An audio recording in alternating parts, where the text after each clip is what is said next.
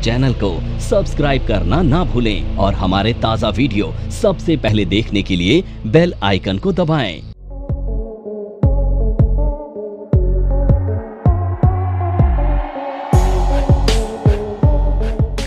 F7 धर्मशाला है ना। अभी आप ध्यान रखना, उसी कंपनी के अकाउंटेंट हो, XYZ के, ये नेचर भी वही है, कंप्यूटर हार्डवेयर वाला ही नेचर है, नेचर नहीं बदला है। अगली एंट्री करते हैं ना, नेचर नहीं पता है, नेचर वही है कंप्यूटर हार्डवेयर वाला, ओके नहीं बदला है, मैंने बोला नहीं बदला है। XYZ लिमिटेड कंप्यूटर हार्डवेयर ही बेच रहे हो अभी भी आप। इतनी जल्दी नौकरी कहाँ मिलती है बेटा दूसरी ना। इसकी एंट्री कहाँ होगी? 5 कंप्यूटर खरीदे रीसेल के लिए। F9 पक्का? परचेस सब पक्का। पक्का, चलो फिर पक्का तो ठीक है। अब आएगा F9 करोगे तो ऊपर आएगा क्रेडिट, नीचे जाएगा डेबिट, है ना। ऊपर क्रेडिट आ जाएगा, ये टैली के हिसाब से बता रहा हूँ। आप मैनुअल एंट्री करते हो तो डेबिट ही ऊपर करते हैं, लेकिन टैली में ऊपर क्रेडिट आ जाएगा। तो यहाँ पर आएगा क्रेडिटर्स अकाउंट, सन्ड्री क्रेडिटर्स जिससे भी आपने खरीदा है, creditors account, purchase creditors account 80,000 रुपये। डेबिट में आएगा परचेज अकाउंट 80,000 रुपये। क्लियर है? चलें आगे बच्चा। अब mister X, mister Y and mister Z are 3 share holder. ये 3 शेयर होल्डर हैं इस कंपनी के, लिमिटेड कंपनी है ना, ये तीनों शेयर होल्डर हैं, कंपनी में शेयर होल्डर हैं। इन्होंने तीनों ने 1-1 लाख रुपया दिया है। रुक जाओ, रुपीज़ 1 लाख रुपए हर शेयर होल्डर से कैश में मिला है। एंट्री कहाँ पर? हाँ जी मिथिलेश, एंट्री कहाँ पर होगी? यस F6 नहीं सर, रिसिप्ट में नहीं होगी। अच्छा, फिर कहाँ? क्योंकि सर शेयर होल्डर का जो पैसे मिलते हैं वो कैपिटल होता है हमारा। हाँ बिल्कुल ठीक कह रहे हो। तो वो रिसिप्ट में कैसे आ सकती है? अच्छा, आप F6 के आगे क्या लिखा है एक बार लाइन पढ़ो अपने आप जरा। F7 ठीक है, मैं आपकी बात मान रहा हूँ। आपने F6 के आगे क्या लाइन नोट करी है, पढ़ो जरा एक बार। Receipt any amount received from anyone. From anyone तो क्या हुआ? शेयर कैपिटल मिली तो एनीवन से मिल गई तो क्या फर्क पड़ता है? पैसा मिल गया ना। Received any amount from anyone, किसी से भी कोई भी पैसा मिल जाए तो एंट्री हमेशा F6 में करनी है, अमाउंट मिलना चाहिए, है ना। तो शेयर कैपिटल भी तो मिल गई ना आपको, ठीक है ना। जब F6 करोगे तो ऊपर क्रेडिट आएगा। अब क्रेडिट में आपको क्या करना है? 3 बार क्रेडिट करना पड़ेगा। X capital account, X capital account 1 lakh रुपए credit, Y capital account, Z capital account 1 lakh. यहाँ पे डेबिट आएगा। ये तीनों क्रेडिट है ना, तीनों क्रेडिट है। 3 बार भी क्रेडिट कर सकते हो, 1 बार से ज़्यादा डेबिट क्रेडिट कर सकते हो टैली में। टू कैश, डेबिट में कैश आ गया 3 लाख रुपए। क्लियर हो गई एंट्री? ठीक है ना। Any amount received from anyone, किसी से भी कोई भी पैसा मिल जाए तो एंट्री F6 में है। चले आगे। ये ऊपर वाली एंट्री उतार ली, दोनों ये हटा दो एंट्रियाँ, यू नोट इट डाउन।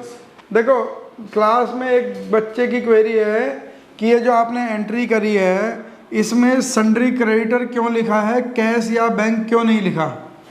ऐसे ही कह रहे हो ना आप। इसमें सन्ड्री क्रेडिटर क्यों लिखा है, कैश या बैंक क्यों नहीं लिखा? क्यों नहीं लिखा का मतलब ये है कि यहाँ पे आपके पास जो ट्रांजैक्शन है इन्फॉर्मेशन ही नहीं है कि पेमेंट कैसे करी है। जब आप कैश और बैंक की बात कहते हैं, कुछ भी लिख लो तो वहाँ हम कहते हैं कि पेमेंट मेड, बस ये नहीं लिखा होता कैश में दिया या बैंक में दिया। तो यहाँ पेमेंट मेड की इन्फॉर्मेशन ही नहीं है, पैसा दिया या नहीं दिया इसकी इन्फॉर्मेशन अभी है नहीं। तो हम अकाउंटिंग करते हुए हम अजम्पशन नहीं ले सकते। अभी 5 कंप्यूटर खरीदे फॉर रीसेल पर्पज 80,000 रुपये के, पैसे दिए नहीं दिए अभी नहीं पता है। अगर यहाँ लिख दिया होता एंड अमाउंट पेड तो हम मान लेते पैसे दे, कैश दिया या बैंक से दिया, है ना, वो हम मान सकते थे।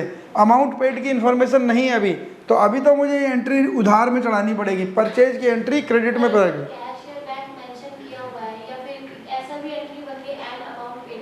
हाँ,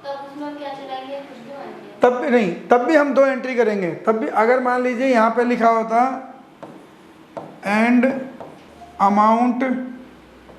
अमाउंट पेड, अगर ये लिखा होता तो भी हम क्या करते, एक तो एंट्री यही करते, दूसरी एंट्री क्या करते, दूसरी एंट्री इसके कॉरस्पॉन्डिंग दूसरी एंट्री यहाँ होती।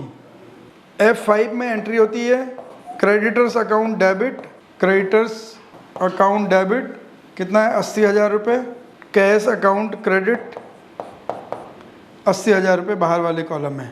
आपको ये क्यों करनी एंट्री है, क्योंकि स्टॉक को आपको स्टॉक की जगह पे ले जाना ज़रूरी है ना। आपको इससे पता लगेगा, आपकी परचेज P&L में जाएगी और यहाँ पे उस पार्टी का नाम आएगा जिससे ये स्टॉक खरीदा। अभी तो हमने जानबूझ के क्रेडिटर लिखा है ना, यहाँ राम श्याम घनश्याम हरिराम उस आदमी का नाम आएगा जिससे सामान खरीदा है। देखो एंट्री 2 करनी पड़ेगी, लेकिन इससे प्रॉपर रूट बनता है कि कौन सा स्टॉक किस आदमी से आया। कल को फ्यूचर डेट में पूछा जाएगा कि ये जो इस मान लीजिए इसकी एंट्री है 2 अप्रैल 2023 की, आज हो गया मई। अगर आपसे ये पूछा जाए कि 2 अप्रैल को ये स्टॉक किस आदमी से आया था तो कैसे पता लगेगा, बिल निकालना पड़ेगा आपको। अगर यहाँ पे कैश लिख दिया तो बिल निकालना पड़ेगा, लेकिन यहाँ पे पार्टी का नाम लिखा होगा तो वहीं से पता लग जाएगा किस पर आएगा। दूसरी चीज़, इस पार्टी से पूरे साल में हमने कितना सामान खरीदा कैसे पता लगेगा, जब यहाँ पे पार्टी का नाम क्रिएट करेंगे। तो प्रॉपर एंट्री करने का तरीका यही है कि पहले आप पार्टी को क्रेडिट करो, परचेज को डेबिट करो, सेम डेट पे पैसे भी दे दिए, कोई बात नहीं, एक एंट्री और होगी यहाँ पे creditor account debit to cash 80,000 रुपये से, ये प्रॉपर एंट्री है।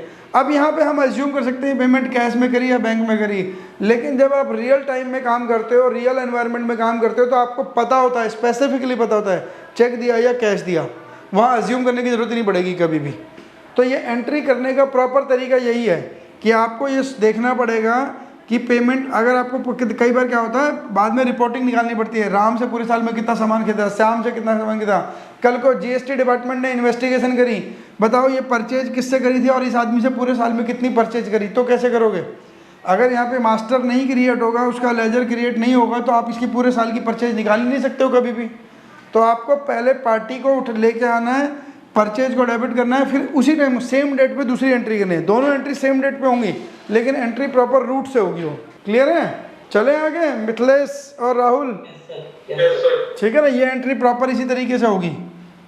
अब ये लास्ट वाली एंट्री बताओ जरा क्या है। F5 टेलीफोन बिल रिसीव हुआ है 15,800 का, F5 की एंट्री। हाँ जी, बिल रिसीव्ड एंट्री कहाँ, F6। हाँ जी F6 होगा, मेरे को लगा पेड हुआ है। नहीं, अभी तो रिसीव, टेलीफोन बिल रिसीव्ड लिखा है F6। तो मेरी रिक्वेस्ट पे एक बार F6 पे दोबारा लाइन पढ़ो, क्या लिखा है आप लोगों ने। F6 के आगे क्या लिखा है आपने, दोबारा पढ़ो। Any amount received from when a telephone bill, a electricity bill, a water bills come to your home और office, do you receive any amount, then how it is F6। हाँ जी राहुल, सुनो तो सही बच्चा। अरे बेटा बात तो सुनो, बेटा बात तो सुनो। अभी तो हमारी लड़ाई F6 पे चल रही है ना बच्चा। F6 के आगे आपने लिखा, आपने अभी मुझे पढ़ के बताया any amount received from anyone.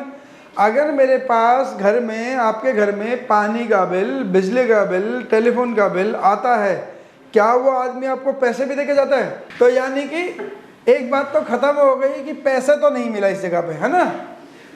अगर पैसा नहीं मिला तो एंट्री F6 तो नहीं हो सकती। Is it clear? Yes sir. अब दूसरी बात, राहुल का कंफ्यूजन, राहुल को या आपको किसी को कंफ्यूजन था मिथिलेश को कि पेमेंट कर दी, क्या यहाँ पे लिखा है amount paid?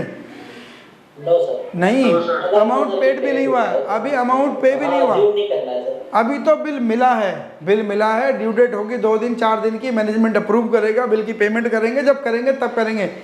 From this information I can not assume कि the bill has been paid. अगर मान लो मैं आज ही के डेट में इसकी पेमेंट की एंट्री डाल दूं, तो क्या मेरे बैंक से, मेरे कैश बॉक्स से कैश कम होगा आज की डेट में? If this bill is not paid today and I am recording a entry of the payment, will my cash balance और actual cash balance, book cash balance और actual cash balance will be tallied? नहीं, मेरे book में 15,000 रुपये 15,800 रुपये कम हो जाएंगे, जबकि वो फिजिकल में मेरे पास पड़े हुए हैं क्योंकि मैंने पेमेंट तो करी नहीं। Will my bank account be tallied, मैंने बैंक में आज ही 15,800 रुपये क्रेडिट कर दिए जबकि बैंक से चेक ही नहीं काटा है और बैंक से ऑनलाइन पेमेंट ही नहीं करी, तो बैंक और मेरा बैंक का बैलेंस और मेरी स्टेटमेंट का बैलेंस क्या मैच करेगा? नहीं करेगा। तो जब तक ये इन्फॉर्मेशन नहीं है द बिल इज पेड, तब तक तो पेमेंट की एंट्री आप कर नहीं सकते हो। ये तो बिल मिला है, अब बिल मिलने की एंट्री F6 में भी बाहर हो गई, F5 से भी बाहर हो गई, क्या F4 में हो सकती है? F4 में हो सकती है मिथलेश? नहीं सर।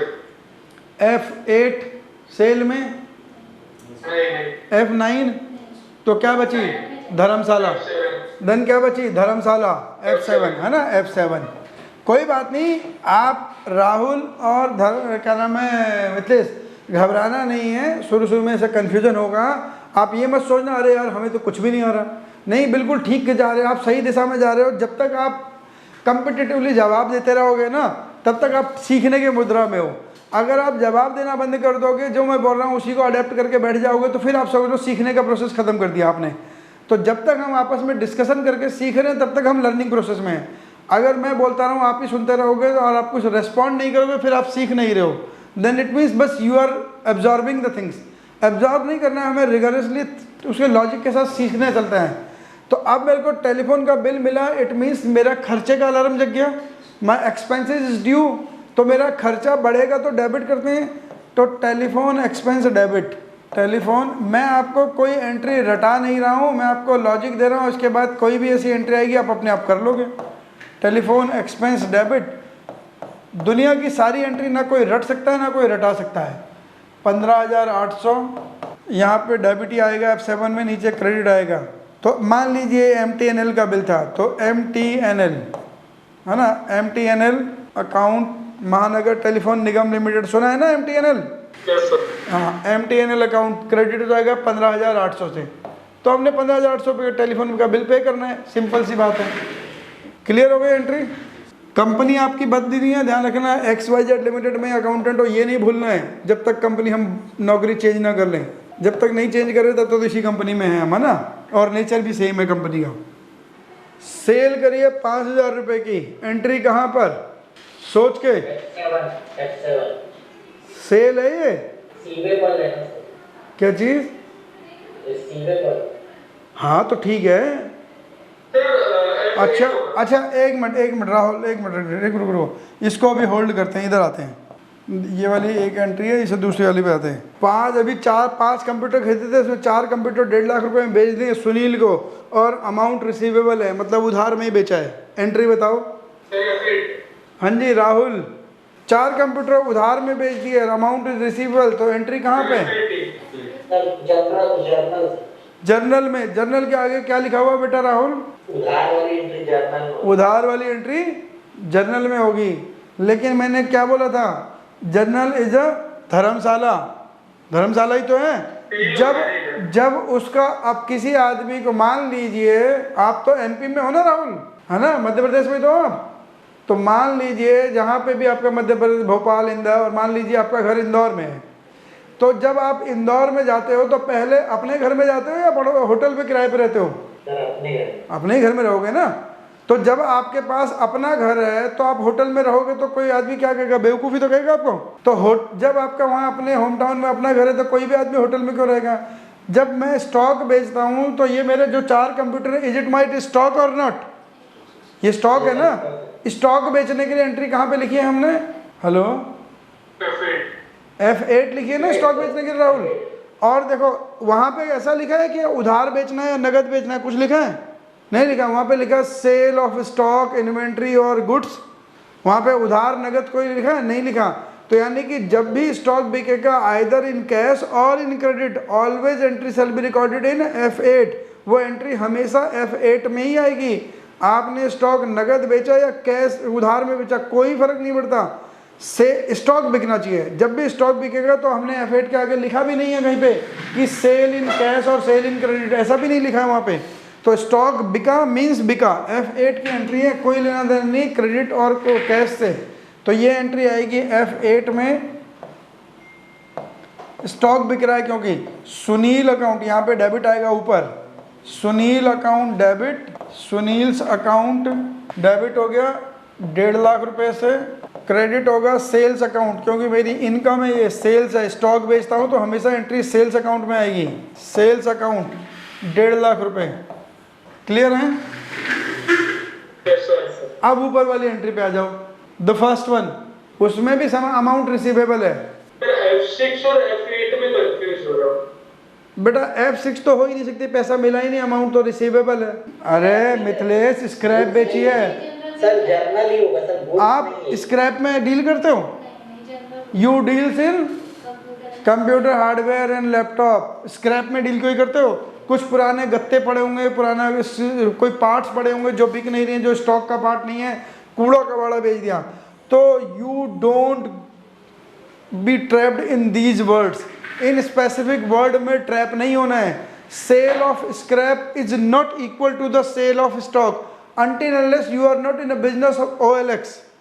अगर आप OLX के बिजनेस में हो तो स्क्रैप ही बेचता है ना, स्क्रैप ही खरीदता है, स्क्रैप ही बेचता है, तो आप तो स्क्रैप के बिजनेस में नहीं थे ना, आप तो XYZ लिमिटेड के बिजनेस में जो कंप्यूटर हार्डवेयर बेचती है, तो ये स्क्रैप बेचा है। स्क्रैप बेचना is not equal to the sale of stock बेचने के बराबर नहीं है, तो ये F8 की एंट्री नहीं है।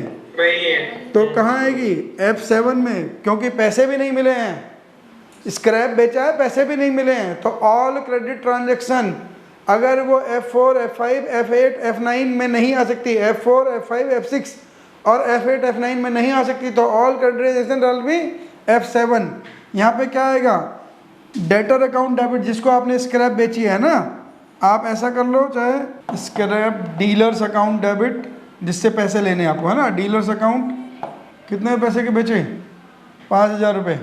यहाँ पे डेबिट आता है हमेशा F7 में, नीचे क्रेडिट आएगा, यहाँ पे आएगा मिसलेनियस इनकम, आपकी मेन इनकम नहीं है ये, इनकम हमेशा क्रेडिट होती है, ये एक्स्ट्रा इनकम हो गई ना आपको, मिसलेनियस इनकम 5,000 रुपये। क्लियर है?